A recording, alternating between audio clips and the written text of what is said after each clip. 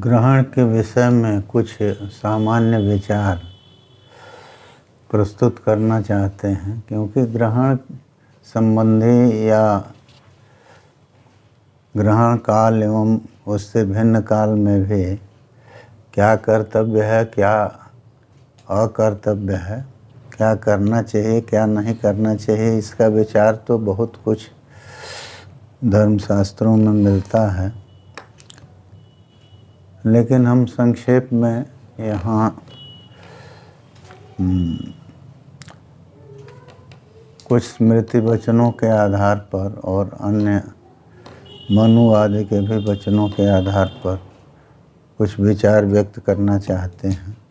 तो देखिए, एक वचन मिलता है हारित स्मृति का, सर्वेषामेव वर्णानां सूतकं राहु दर्शने सचैलन्तु भवेत् स्नानं श्रितमन्नं विवर्जयेत्। तो ये श्लोक है, इसमें दिया है कि सभी वर्णों का राहु दर्शन में सभी वर्णों को सूतक होता है। तो माने ये मानव मात्र के लिए ये दिया कि उनको सूतक होगा, तो क्या करें, तो विधि देते हैं सचैलन्तु भवेत् स्नानम। जो कपड़ा पहने हुए हैं उस कपड़े को पहने हुए ही स्नान करें। तो सचैलन्तु भवेत् स्नानम और श्रितमन्नं विवर्जयेत्, और पका हुआ अन्न जो है उसका विवर्जन करें, उसको न खाए, ये दिया। तो ये सूतक है क्या? देखिए, जैसे जनना शौच, मरना शौच, ये दो अत्यंत प्रसिद्ध हैं। तो इनमें व्यक्ति को जनन निमित्तक अशौच जो है वो पिता को, माता को और सगोत्र संबंधियों को कुछ पीढ़ी तक ये लगते हैं। इसका विचार शास्त्र में है। तो जैसे मरना शौच में दिया है कि ब्राह्मण शुद्धित विप्रोदशाहेन द्वादशाहेन भूमिपः। तो 10 दिन में विप्र की शुद्धि, 12 दिन में क्षत्रिय की, वैश्य की 15 दिन में और शूद्र की 1 महीने में, ये शुद्धि दिया है। तो खैर, यहाँ भी वो ये कहते हैं कि सभी वर्णों को सूतक होता है। तो वो सूतक होता है तो राहु दर्शन में सूतक है। तो माने जब तक ग्रहण है तब तक तो सूतक है ही है, और उसके विशेष वचनों के आधार पर सूर्य ग्रहण में 4 जाम पहले से और चंद्र ग्रहण में 3 जाम पहले से सूतक की प्रवृत्ति मानी जाती। तो इस सूतक में के काल में कुछ कर्तव्य हैं, कुछ अकर्तव्य हैं। माने कुछ चीज़ें करनी चाहिए और कुछ चीज़ें नहीं करनी चाहिए। तो इसीलिए वो दिया है कि ग्रहण में स्नान, अर्चन, देवार्चन, जप, ये सब तो करना चाहिए। जैसे तो वो उसको करना चाहिए, और श्राद्ध भी करना चाहिए। तो दिया है कि सर्वस्व नापि कर्तव्यम श्राद्धम वै राहु दर्शने। ये सातातप का वचन है कि माने राहु दर्शन में श्राद्ध करना चाहिए। सर्वस्व नापि लिखा कि जो कुछ भी सामर्थ्य है उस सामर्थ्य के अनुसार श्राद्ध करना चाहिए। अकुर्वाणस्तत्र श्राद्धम पंके गौरीव सीदति। और ये न करने पर क्या नुकसान होगा ये भी कहा कि यदि ग्रहण में श्राद्ध नहीं करता है तो पंके गौरीव सीदति। जैसे कीचड़ में फंसी हुई गाय कष्ट पाती है, उसी तरह से वो व्यक्ति भी कष्ट पाता है। तो इसलिए ग्रहण में श्राद्ध करना चाहिए दिया, लेकिन श्राद्ध का नियम है कि वो दिन में ही होता है, किंतु ये ग्रहण यदि रात में है तब भी श्राद्ध होगा। इसलिए उसको श्राद्ध काल में लिया है, क्योंकि कहते हैं कि कब कब श्राद्ध करना चाहिए। तो याज्ञवल्क्य स्मृति में आया है कि व्यतिपात योग जब हो और गजत छाया योग हो और ग्रहणम चंद्र सूर्ययो, सूर्य चंद्र का ग्रहण हो, व्यतिपातो गजत छाया ग्रहणम चंद्र सूर्ययो और श्राद्धम प्रतिरुचिश्चैव श्राद्ध काला प्रकीर्तिता, और श्राद्ध के प्रति जो रुचि है ये श्राद्ध के काल। व्यतिपात गजत छाया योग, तो गजत छाया यही दिया है कि जब राहु जो है सूर्य को पर्व संधि में ग्रसता है, माने ग्रहण लगता है, तब वो गजत छाया योग होता है और उसमें पितरों को दिया हुआ अक्षय होकर के प्राप्त होता है। तो ये एक वचन ये भी दिया है कि व्यतिपात योग हो, तो उसमें अगर चंद्र सूर्य ग्रहण में ये योग प्राप्त होता है, व्यतिपात हो तो गजत छाया योग होता है ग्रहण में व्यतिपात होने पर। तो उस समय पितरों को देना चाहिए। तो क्या देंगे? श्राद्ध करना चाहिए उनका, तो उससे जो है अक्षय होकर उनको प्राप्त होता।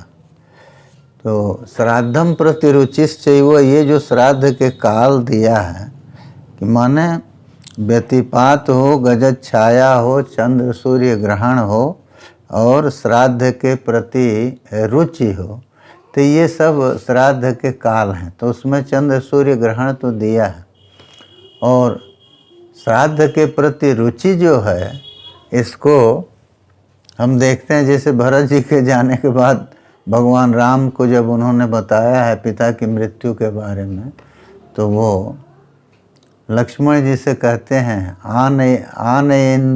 आनयेंगुदि पिण्याकम, कहे कि इंगुदी का पिण्याक ले आओ, सत्तू ले आओ, और उससे जो है हम श्राद्ध करेंगे। तो ये श्राद्ध के प्रति रुचि है, वो समझ रहे हैं कि हम ज्येष्ठ पुत्र हैं, हमको करना चाहिए। तो उन्होंने, भरत जी तो करके आए ही थे, लेकिन उन्होंने पुनः किया। हालांकि भरत जी ने ये कहा कि आप बड़े पुत्र हैं और पिता को प्रिय हैं, तो आपको करना चाहिए, क्योंकि प्रिय व्यक्ति जो देता है वो अक्षय होकर पितृलोक में मिलता है। तो ये तो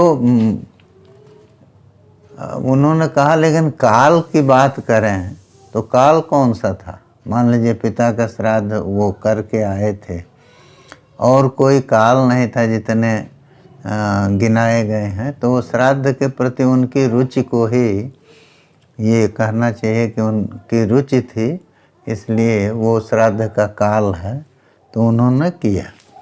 तो इस तरह से वो ग्रहण का महत्व बहुत बढ़ जाता, क्योंकि मान लीजिए ग्रहण में श्राद्ध करेगा तो पितरों को अक्षय होकर मिलेगा, वो क्षीण नहीं होगा। तो ये पितृतृप्ति के लिए एक बहुत बड़ा हेतु है, कारण है। और भी उसमें ग्रहण में श्राद्ध के फल दिए हुए कि जैसे ग्रहण में जो श्राद्ध करता है वो ग्रहण में माने सूर्य ग्रहण में तो मानो संपूर्ण पृथ्वी का वो दान कर देता है विप्र के हाथ में। राहुग्रस्ते यदा सूर्ये जस्तु साधम प्रकल्पयेत, ये ऋषिशृंग का वचन है कि राहु जब सूर्य को ग्रस लिया हो उस समय जब श्राद्ध व्यक्ति करता है तो वो संपूर्ण पृथ्वी को विप्र के हाथ में मानो दे देता। तो ये देखिए इतना अधिक फल बतलाया है। तो आप इससे दो चीज़ें समझ सकते हैं कि एक तो संपूर्ण पृथ्वी का दान सबके लिए संभव नहीं है। अरे जो स्वामी होगा संपूर्ण पृथ्वी का वो ना संपूर्ण पृथ्वी का दान करेगा। तो संपूर्ण पृथ्वी किसके अधीन है, किसका वो मालिक, कौन ऐसा व्यक्ति है जो संपूर्ण पृथ्वी का मालिक हो तो वो तो दान करे। ऐसे ये है कि पृथ्वी दान जो है ग्रहण में श्राद्ध करके उसका फल वो प्राप्त कर सकता है। तो इसलिए ये करना चाहिए। और विशेष जो हमारे लिए हितकर बात है वो ये श्राद्ध कहता है शास्त्र कि जिसके जन्म नक्षत्र में, ये अत्रि का वचन है, जस्य स्वजन्म नक्षत्रे ग्रस्यते शशि भास्करौ, जिसके जन्म नक्षत्र में शशि माने चंद्रमा या सूर्य का ग्रास होता है, राहु इनको ग्रसता है, तो व्याधिम प्रवासम मृत्युंच, ये फल दिया उसका कि उसका फल ये है कि उसको रोग होंगे, प्रवास होगा और मृत्यु भी होगी। तो अब ये नहीं है कि तीनों फल एक हो जाए। अरे कोई फल किसी को हो सकता है, कोई किसी को हो सकता है, लेकिन ये फल दिया, रोग होंगे, प्रवास होगा और मृत्यु भी होगा। मृत्यु नहीं होगी तो मृत्यु तुल्य कष्ट होगा। तो इस तरह से ये उसका विपरीत फल दिया गया है। और दूसरा ये है कि यदि हम उसकी शांति नहीं करते तो राज्ञश्चैव महद भयम, ये दिया। और उस अगर हमारे उस पर जन्म नक्षत्र पर ग्रहण लगता है तो राजा से हमको शासन पक्ष से बहुत बड़ा भय प्राप्त हो सकता है। तो इसकी शांति के लिए हमको तस्मात् दानं च दातव्यम देवार्चन जपस तथा, इसलिए दान देना चाहिए और देवार्चन, देवताओं की पूजा और जप ये करना चाहिए। तो वो देखिए इस सब विकल्प हैं। ये नहीं है कि हमारे पास मान लीजिए धन नहीं है तो हम नहीं दे सकते, तो फिर देवार्चन करें। देवार्चन के साथ साथ जप भी दिया हुआ है, तो उस हम किसी को अपना करके और अपना उस अरिष्ट का निवारण कर सकते हैं। तो ये दिया है तस्मात् दानं च दातव्यम देवार्चन जपस तथा, दान देना चाहिए और देवार्चन और जप इसको कैसे करे, कुर्यात तस्मिन् दिने युक्तः तस्य शांतिर, तो वहाँ देवार्चन और जप उस दिन में करें युक्तः सन कुर्यात, माने बहुत अधिक मनोयोग से मन को एकाग्र करके तब उसको करना चाहिए। केवल वाणी से ही नाम आदि का उच्चारण नहीं, मंत्र का उच्चारण नहीं, मन को भी वहाँ लगाना चाहिए। तो इसीलिए दिया है कि तस्मिन् दिने युक्तः तस्य शांतिर भविष्यति। तो यदि अत्यंत मनोयोग से करता है तो फिर उसको शांति उसकी होगी, उससे मिलेगी। तो इसलिए ये करना चाहिए। और हमको ग्रहण के में दिया है कि सर्वम गंगा समम तोयम, सभी जल जो हैं वो गंगा के समान हो जाते हैं। तो इसलिए किसी जो भी जल उपलब्ध हो उसमें स्नान अवश्य करना चाहिए। और क्योंकि सभी जल जो है गंगा समान कहा तो माने गंगा स्नान से जो फल है वो फल उस जल में स्नान से मिलेगा। हालांकि स्थान विशेष में तीर्थ विशेष में स्नान का विशेष महत्व भी दिया है। तो देखिए स्नान जो है ये तो सामान्य विधि है, क्योंकि हम आपको पहले जो वचन बोले थे हारित स्मृति का कि सर्वेषामेव वर्णानाम सूतकम राहु दर्शने, सभी वर्णों को सूतक तो होता है राहु दर्शन में। तो उसमें करना चाहिए, पहली विधि ये बताया सचैलन तो भवेत स्नानम, जो वस्त्र पहने हुए हैं तो उस वस्त्र को पहने हुए ही स्नान करे, एक विधि हो गई। और दूसरा एक निषेध आया श्रितमन्नम विवर्जयेत, श्रित जो पका हुआ अन्न है उसको न खाए।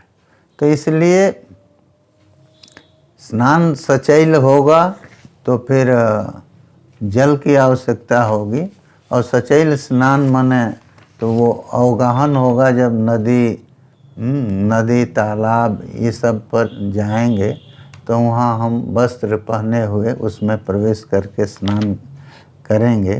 तो इसलिए कहा सर्वम गंगा समम तोयम, ये नहीं कि कोई गंगा पास नहीं है, तो जो भी संभव है जल, जो भी जल पास में है उसमें स्नान तो करे, और उससे जो लेकिन सचैल स्नान करे, क्योंकि सभी जल उस समय गंगा जल के समान है। अच्छा, ये दिया है कि उष्ण जल से, गर्म जल से स्नान न करे ग्रहण में। यदि वो रोगी नहीं है तो उष्ण जल से स्नान न करे। रोगी तो मान लीजिए कर सकता है, लेकिन अन्य लोग नहीं करेंगे, इसीलिए वो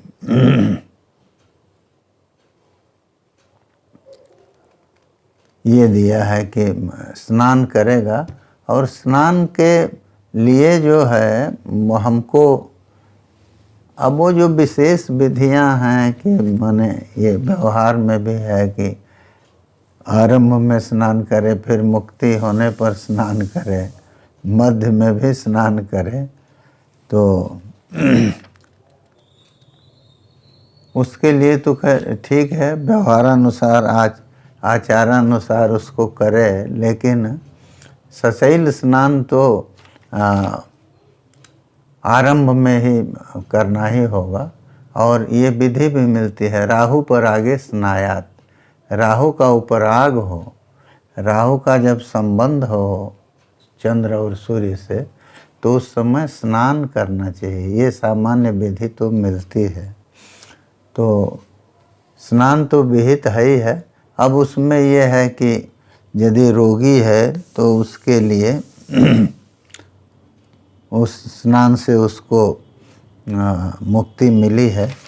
और भोजन जो है श्रितमन्नम विवर्जयेत दिया, तो भोजन जो है वो कैसे करेंगे, तो इसके लिए दिया है कि जावत स्यान्नोदयस्तस्य नासनीया तावदेवतु मुक्तिन दृष्ट्वा तु भुंजीत। जब तक उदय नहीं होता, मान लीजिए चंद्र जो हैं वो या सूर्य हैं ग्रस्त ही अस्त हो गए, तो फिर स्नान वगैरह तो कर लेगा, लेकिन दूसरे दिन सूर्य का दर्शन करके भोजन करेगा।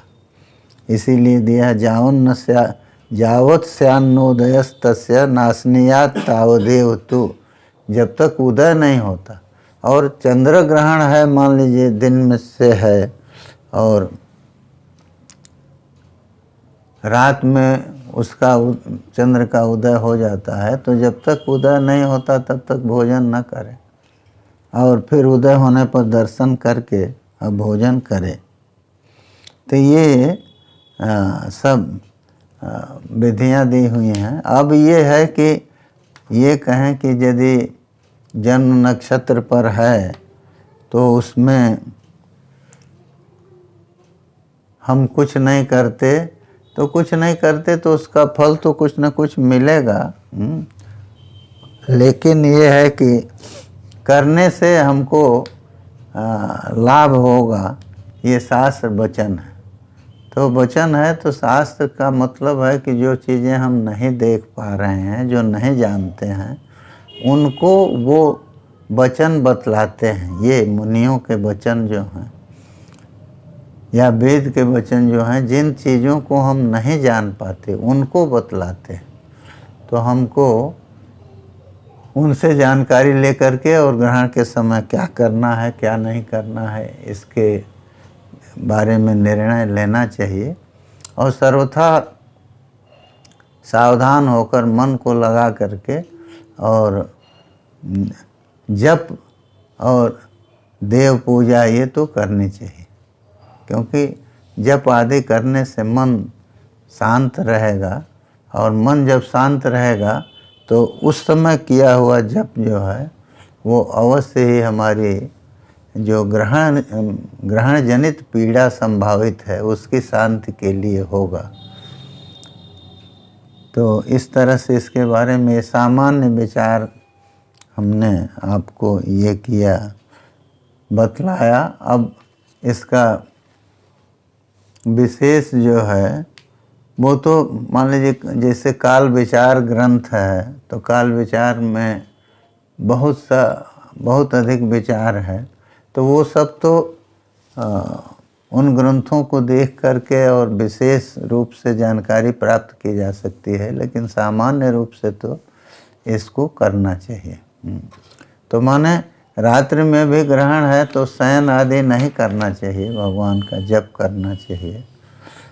इसलिए ये करने से कुछ तो, क्योंकि लिखा है ना अकुर्वाणस तत्र श्राद्धम, तो श्राद्ध न करने से पंके गौरी उसीदति। तो श्राद्ध जो है श्रद्धया क्रियमाण कर्म है। तो श्रद्धया क्रियमाण कर्म है तो श्राद्ध करे, नहीं कर सकता तो जप आदि तो करे उस समय।